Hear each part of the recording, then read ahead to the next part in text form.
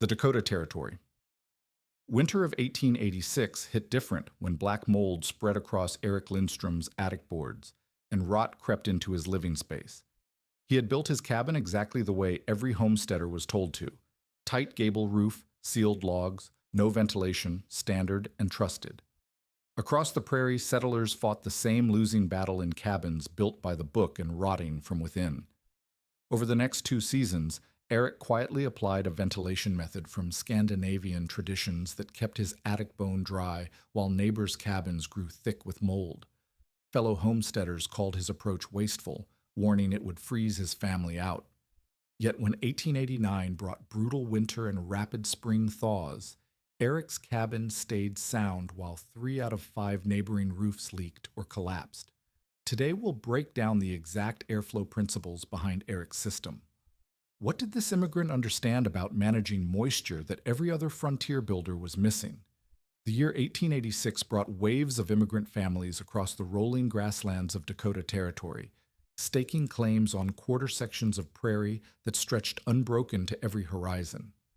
Swedish, Norwegian, and German settlers arrived by railroad with hand tools, livestock, and memories of timber-framed houses from the old country, only to face a landscape where trees grew only along distant creek beds, and the nearest sawmill lay 50 miles east. The wind carried different promises here than it had in European forests: harsh winters that could drop to 30 below, spring storms that brought hail and flooding, and summer heat that baked the earth into hard-pan clay.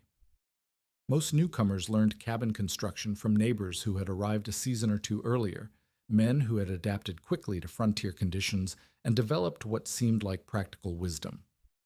Build your roof tight, they advised.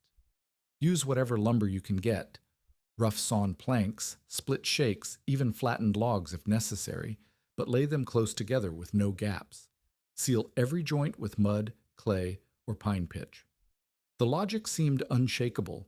Dakota winters were brutal, heating fuel was scarce, and every crack or opening would let precious warmth escape while inviting Arctic air inside.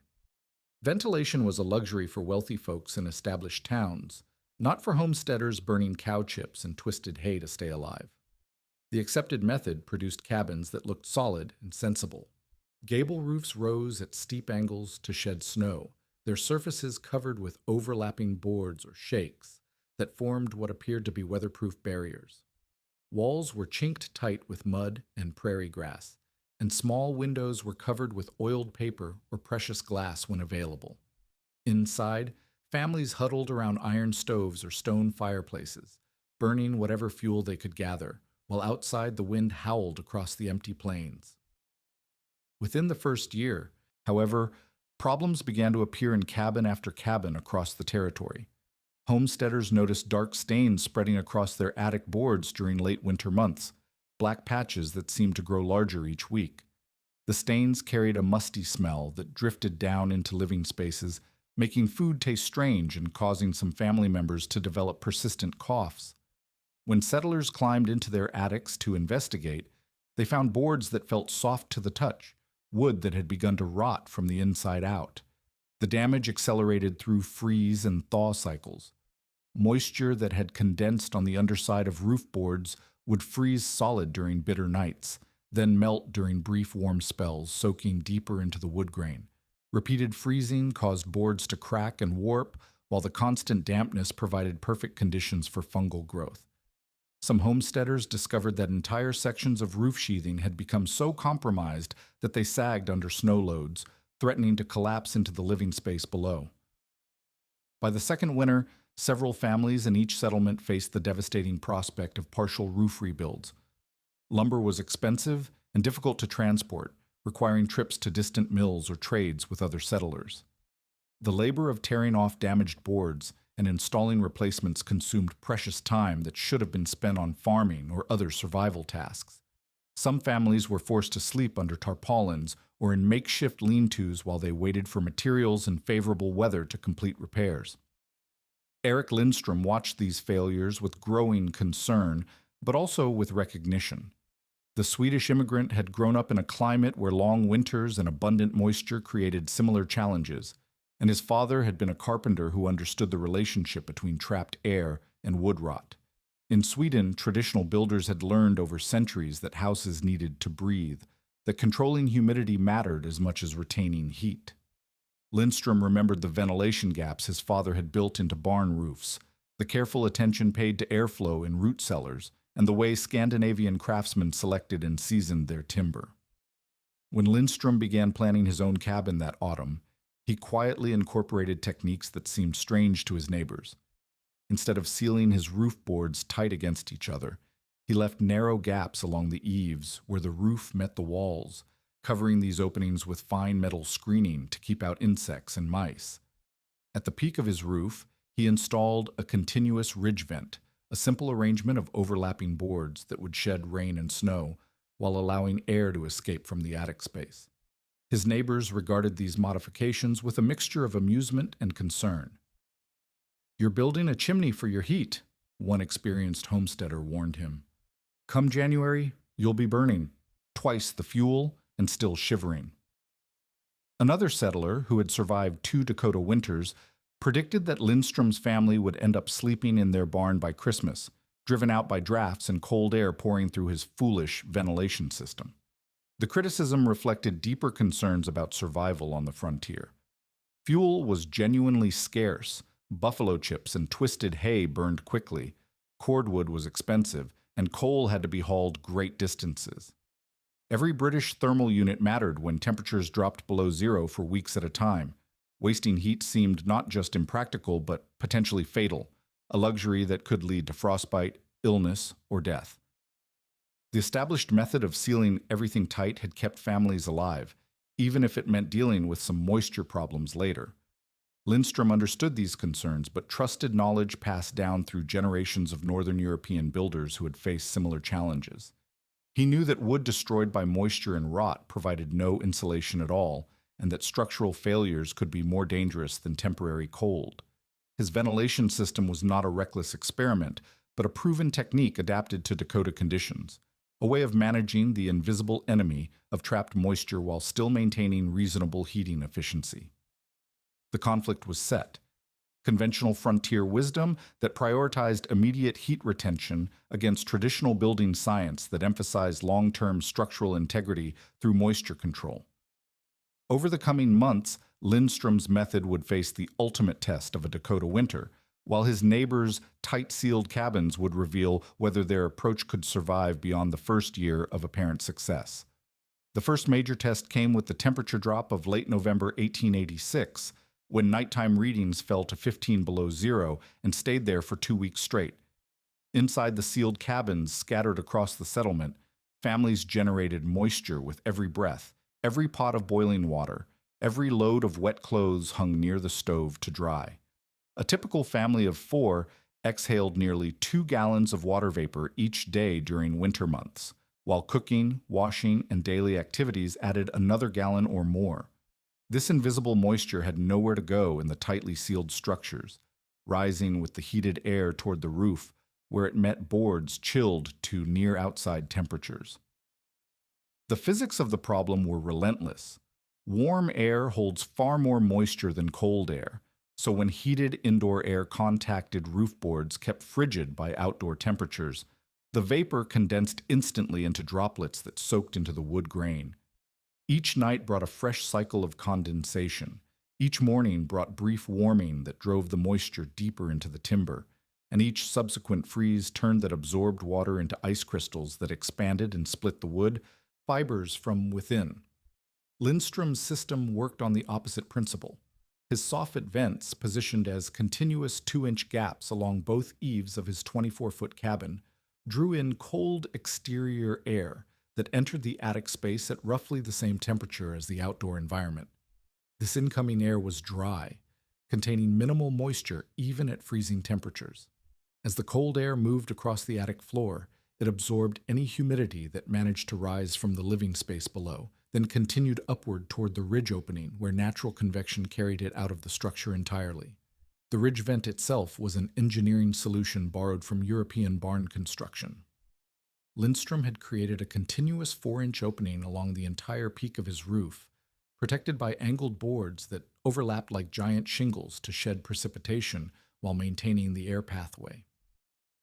The opening was large enough to handle the volume of air movement needed for proper ventilation, but small enough to avoid creating excessive heat loss or allowing snow infiltration during blizzards. Critical to the system's success was the balance between intake and exhaust. The total area of soffit openings equaled approximately 16 square feet, while the ridge opening provided 18 square feet of exhaust area. This slight imbalance created negative pressure in the attic that encouraged steady airflow without generating excessive drafts. Fine copper screening, salvaged from an abandoned mining claim and cut into strips, covered all openings to exclude insects, birds, and small animals while allowing unrestricted air passage. By January 1887, the differences between ventilated and unventilated cabins became measurable. When Lindstrom climbed into his attic during the coldest week of winter, he found boards that remained dry to the touch and showed no signs of discoloration. The air temperature in his attic space registered just 3 degrees warmer than the outdoor reading, indicating that the ventilation system was successfully preventing the warm, moist indoor air from accumulating under his roof. 3 cabins within a half-mile radius told a different story. The Johansson family discovered ice formations nearly an inch thick, coating the underside of their roof boards, ice that melted during brief warm spells and dripped steadily onto their stored grain and winter clothing. The Andersons found that their attic boards had absorbed so much moisture that they could squeeze water droplets from the wood by pressing firmly with their thumbs.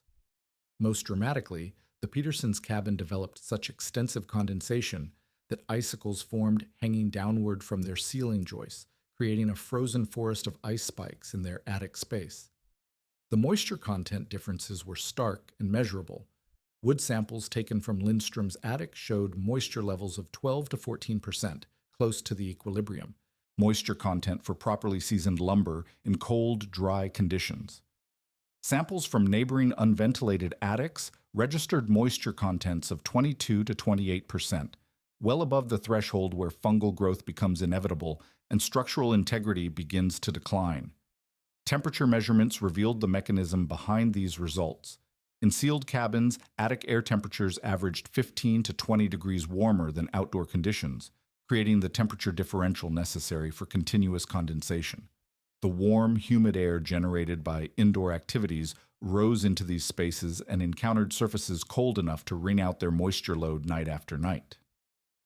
In Lindstrom's ventilated attic, temperatures remained within 2 to 4 degrees of outdoor readings, preventing the temperature differential that drove condensation while still maintaining structural protection from precipitation.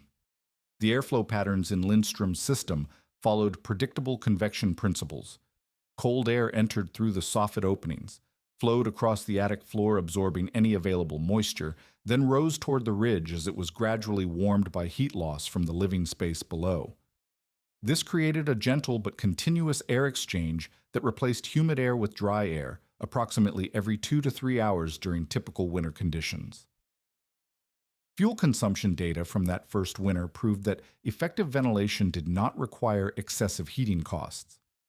Lindstrom's family burned approximately 4½ cords of mixed hardwood and softwood during the 5-month heating season, compared to 4 to 5 cords consumed by families in comparably sized unventilated cabins. The slight reduction in fuel use resulted from more stable indoor conditions and the absence of energy-wasting moisture problems that required extra heating to compensate for thermal inefficiency caused by wet building materials. By March 1887, when spring temperatures began melting accumulated snow and ice, the structural differences became visible to any observer.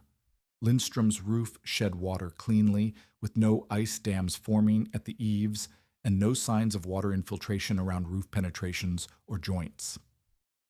His neighbors faced a different reality.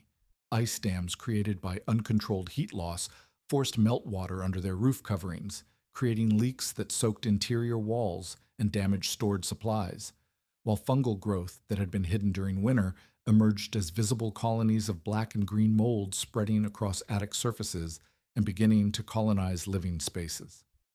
News of Erik Lindstrom's ventilation success spread through neighboring settlements that spring, but the response was not universal acceptance.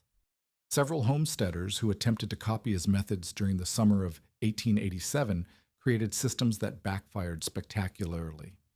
The Larson brothers installed ridge vents on their cabin but failed to add proper soffit intake openings, creating a chimney effect that sucked heated air directly from their living space and sent it streaming out through their roof.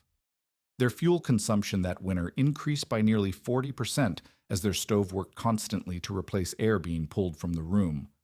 Another settler, convinced that more ventilation meant better results, cut oversized openings in both his eaves and ridge, creating cross drafts that made his cabin uninhabitable during windy conditions. Cold air poured through his soffit vents with such force that it created frigid downdrafts along his walls, while the excessive ridge opening allowed snow to blow directly into his attic during blizzards. His family abandoned the cabin by December and moved in with relatives until spring. These failures reinforced skepticism about ventilation systems and gave ammunition to critics who argued that any intentional airflow was dangerous folly. The conventional wisdom seemed vindicated. Tight construction worked, experimental methods led to disaster, and settlers should stick to proven techniques rather than risk their family's survival on untested innovations. Lindstrom understood that his neighbors' failures stemmed from implementing only half the solution. Effective attic ventilation required a second critical component: complete air sealing between the living space and the attic cavity. This principle separated his system from the failed attempts around him and represented knowledge that most frontier builders had never encountered. The ceiling plane became Lindstrom's primary air barrier. Using techniques learned from his father's root cellar construction, he sealed every penetration where air could leak from the heated living space into the attic above. The log joists that supported his attic floor were chinked with a mixture of clay, chopped prairie grass, and pine pitch, creating airtight joints that prevented heated air from escaping upward. Where the stone chimney passed through his ceiling, he packed the gap with fire-resistant clay mortar mixed with sand, ensuring no air pathway existed around the masonry. Most critically, Lindstrom installed what amounted to an interior vapor barrier using materials available on the Dakota frontier. He stretched heavy canvas tarps across his ceiling joists, overlapping the edges by 6 inches, and sealing the seams with pine pitch heated in an iron pot over his stove. The canvas, originally intended for wagon covers, created an impermeable membrane that blocked both air movement and moisture transfer from the living space into the attic cavity. Over the entire canvas installation, Lindstrom laid rough-sawn pine boards as a finish ceiling, but these served primarily for appearance and protection of the membrane below. The real air sealing happened at the canvas layer, which he had positioned directly against the underside of his log joists. This installation prevented heated air from leaking into the attic while still allowing the ventilation system to function in the space above. The thermal mass of Lindstrom's log walls provided the second element of his integrated approach.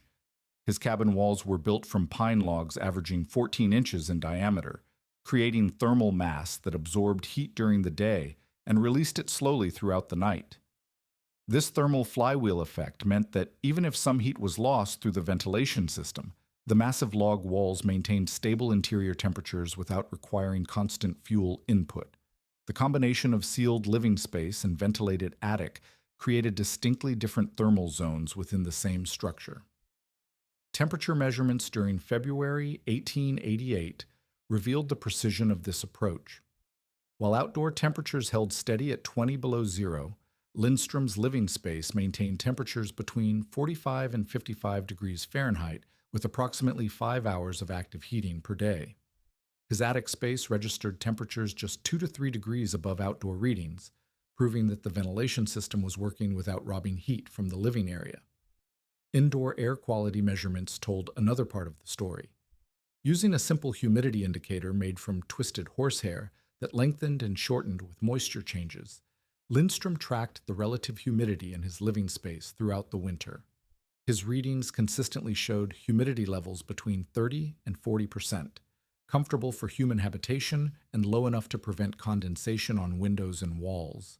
Neighbors in sealed cabins reported humidity levels so high that water literally ran down their interior walls during cold snaps, creating ice patches on floors and fostering mold growth in living spaces. The fuel efficiency of Lindstrom's integrated system proved remarkable.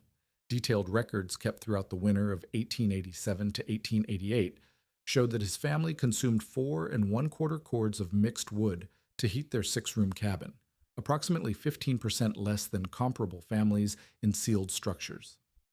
The reduction came not from burning less wood per hour, but from needing fewer total hours of active heating due to the stable thermal performance of properly sealed and insulated walls combined with controlled ventilation.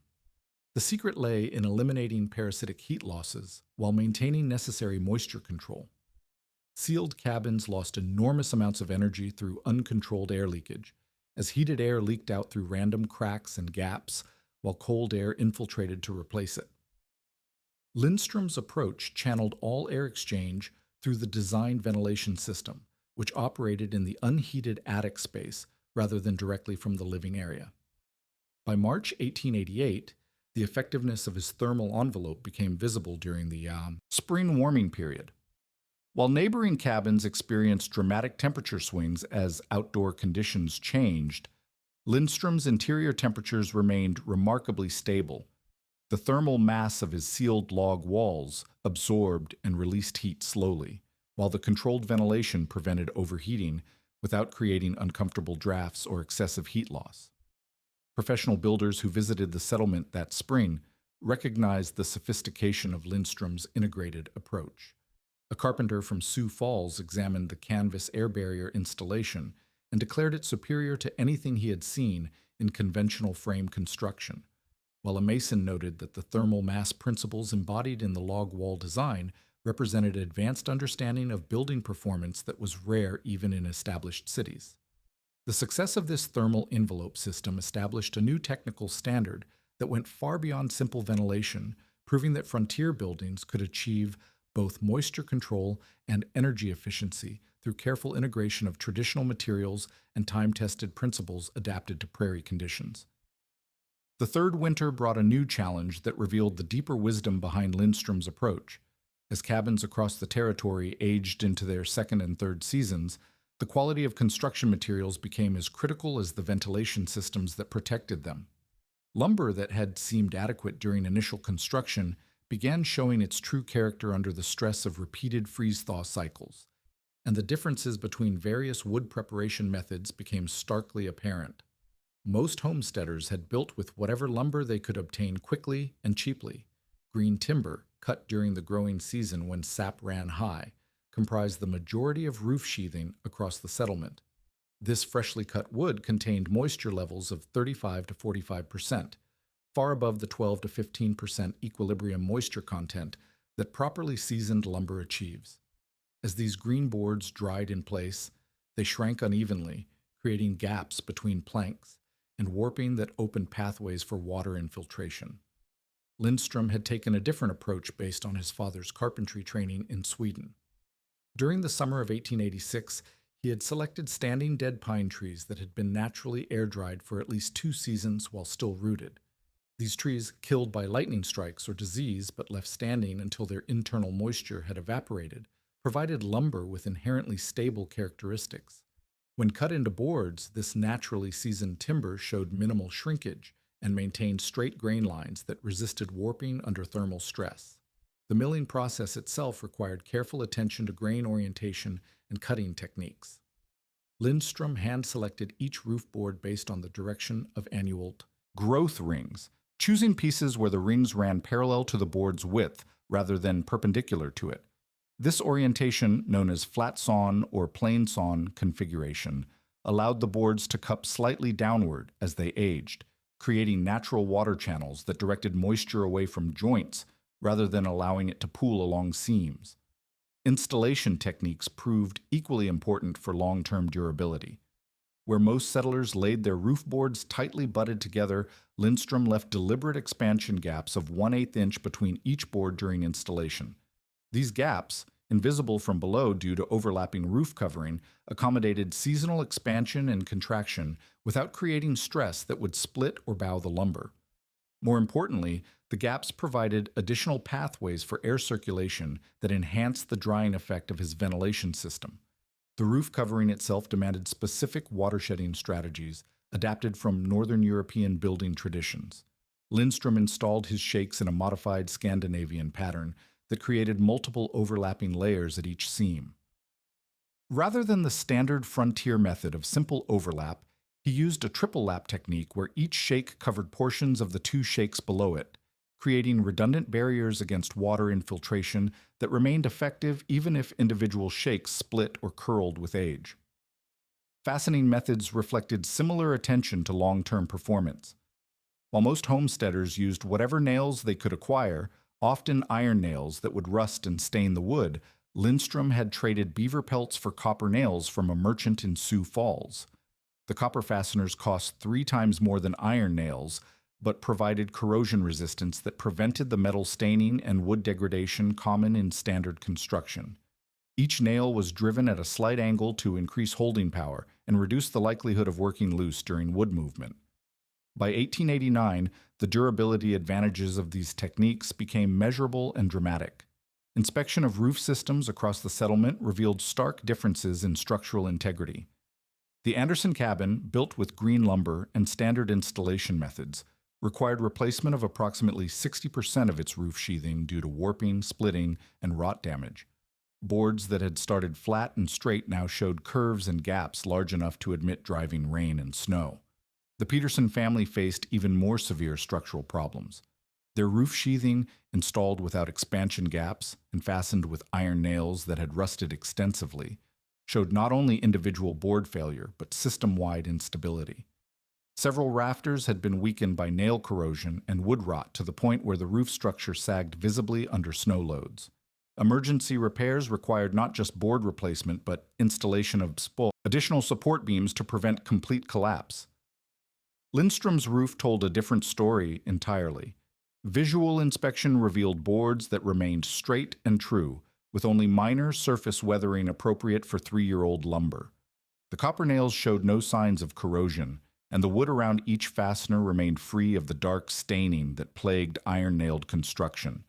Most significantly, measurements taken with calipers showed that his expansion gaps had functioned exactly as intended, accommodating seasonal wood movement without creating stress cracks or joint failures. Water infiltration tests conducted during the spring melt of 1889 provided quantitative evidence of the system's effectiveness. While neighboring cabins experienced multiple leak points that required bucket placement and constant monitoring, Lindstrom's roof remained completely watertight despite receiving identical precipitation loads. The combination of quality materials, proper installation techniques, and effective ventilation had created a roof system that performed as well in its 3rd year as it had when newly constructed. The economic implications of these durability differences were substantial and measurable. Lumber costs for major roof repairs ranged from $40 to $60 per cabin, representing 2 to 3 months of typical homesteader income. Labor requirements for partial roof replacement consumed 15 to 20 working days, time that could not be devoted to farming, livestock care, or other essential activities. Lindstrom's investment in quality materials and careful installation had cost approximately $15 more than standard construction, but had eliminated repair costs totaling more than 3 times that amount. Professional carpenters who examined various cabin roofs during the summer of 1889 consistently rated Lindstrom's construction as superior in both materials and workmanship. A master carpenter from Minneapolis noted that the natural seasoning of lumber, attention to grain orientation, and systematic approach to fastening represented techniques more commonly found in high-quality urban construction than in frontier building. The integration of these traditional carpentry methods with the innovative ventilation system had created a roof structure that exceeded the performance standards typical even in established cities. By autumn 1889, settlers throughout the region had begun requesting consultation with Lindstrom about both ventilation systems and lumber selection techniques. His reputation had evolved from that of an eccentric experimenter to a recognized expert whose methods delivered proven results under the demanding conditions of Dakota Territory weather, establishing principles that would influence building practices throughout the expanding frontier for decades to come. The ultimate test came during the winter of 1889 to 1890, when a weather pattern unlike any in recorded Dakota history challenged every building system across the territory. January brought sustained temperatures below 30 degrees Fahrenheit, followed by an unprecedented February warm spell that sent readings soaring to 45 degrees in a single day, melting accumulated snow and ice with devastating speed. Within 48 hours, temperatures plummeted back to 20 below zero, creating freeze-thaw cycles that repeated every 3 to 4 days throughout the month. These extreme fluctuations created ice dam formations that overwhelmed conventional roof systems across the settlement. As snow melted rapidly during warm periods, water ran down roof surfaces toward gutters and eaves, where it encountered surfaces still frozen from previous cold snaps. The meltwater froze instantly at these contact points, creating ice barriers that grew larger with each melt cycle. Behind these ice dams, subsequent meltwater had nowhere to flow, backing up under roof shingles and finding entry points into attic spaces through nail holes, gaps between boards, and poorly sealed roof penetrations. The structural loading imposed by these ice formations exceeded anything frontier builders had anticipated. Ice accumulations along roof edges grew to thicknesses of 8 to 12 inches, adding hundreds of pounds of dead weight to eave structures that had been designed to support only snow loads and normal precipitation. Several cabins in the broader territory suffered complete eave failures, with entire sections of roof edge collapsing under ice loads that exceeded the bearing capacity of their support systems. Lindstrom's integrated approach demonstrated its superiority during these extreme conditions through multiple redundant protection mechanisms. The continuous soffit-to-ridge airflow prevented the temperature differential that creates ice dam conditions, maintaining attic air temperatures within 3 to 4 degrees of outdoor readings even during rapid warming periods. This meant that snow melted uniformly across his entire roof surface, rather than creating the selective melting patterns that fed ice dam formation on conventional roofs. The water-shedding characteristics of his shake installation became critical during the rapid melt periods. The triple lap covering technique channeled meltwater efficiently toward roof edges without allowing infiltration at seams, while the deliberate expansion gaps between sheathing boards provided additional drainage pathways that prevented water backup even under extreme flow conditions. These features, invisible during normal weather, proved essential when meltwater volumes exceeded the capacity of surface drainage alone. Structural resilience under dynamic loading revealed another dimension of Lindstrom's superior construction methods. The naturally seasoned lumber in his roof structure flexed and adapted to changing loads without failure, while the copper fastening system maintained structural integrity despite repeated expansion and contraction cycles. Neighboring cabins built with green lumber and iron nails experienced joint failures as wood movement loosened corroded fasteners and split boards along grain lines stressed by thermal cycling. The economic devastation among conventional cabins was severe and quantifiable. The Johansson family faced repair costs of $87 after ice dam failures caused extensive water damage to stored grain, clothing, and household goods, while structural repairs required replacement of 12 linear feet of roof edge and associated rafter ends. The Peterson cabin suffered even more dramatic failure when a section of ice-laden eave collapsed entirely, pulling down a portion of the roof structure and requiring complete reconstruction of the damaged area at a cost exceeding $120. Interior damage from water infiltration compounded the direct structural costs. Families reported losses of seed grain worth $15 to $25 per household, winter clothing and textiles that required replacement or extensive cleaning, and furniture damage that represented months of craftsmanship or substantial cash outlay for purchased items. Several families were forced to relocate temporarily to avoid living in water-damaged spaces while repairs were completed, adding accommodation costs and lost productivity to their financial burden. Lindstrom's cabin emerged from the severe weather cycle without a single leak, structural failure, or ice dam formation. Detailed inspection after the worst freeze-thaw period revealed roof edges free of ice accumulation beyond normal icicle formation, attic spaces that remained dry throughout the weather extremes, and stored goods that suffered no weather-related damage. His total weather-related expenses for the entire winter amounted to less than $3 for minor maintenance tasks unrelated to the severe weather events. Word of these dramatic performance differences spread rapidly through the interconnected network of frontier settlements across Dakota Territory. By spring 1890, delegations of settlers from communities as distant as 50 miles were traveling to examine Lindstrom's construction methods firsthand. The Swedish immigrant found himself hosting groups of homesteaders, professional builders, and even territorial officials who sought to understand the technical principles behind his weather-resistant design. The adoption process accelerated through the summer and autumn of 1890 as settlers prepared for the following winter season.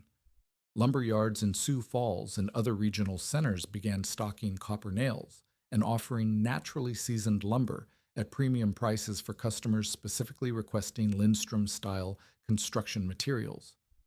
Local carpenters developed expertise in soffit vent installation and ridge vent construction, creating a network of skilled craftsmen capable of implementing the integrated building approach across multiple settlements.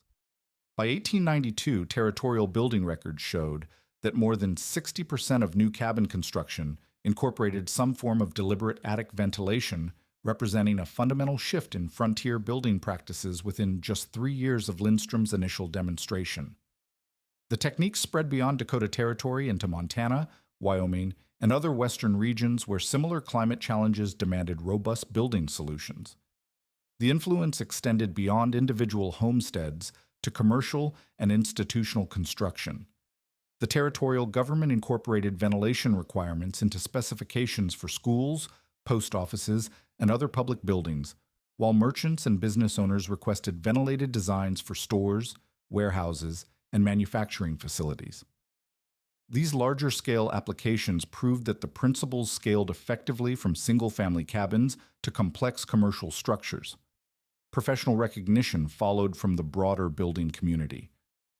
The American Institute of Architects published a technical bulletin in 1894 describing Dakota Territory ventilation practices as exemplary solutions to moisture control problems common in cold climate construction. Engineering journals documented the structural loading benefits and material durability improvements associated with integrated ventilation systems, establishing scientific credibility for techniques that had emerged from practical frontier experience. The transformation of building practices across the northern plains represented more than technical innovation. It demonstrated how traditional knowledge from immigrant communities could solve problems that conventional American frontier methods had failed to address. Lindstrom's integration of Scandinavian building science with Dakota Territory materials and conditions created solutions that worked effectively under the demanding conditions of frontier life while providing long-term durability and economic efficiency that sustained homesteader families through the challenging process of establishing permanent settlements in harsh environments.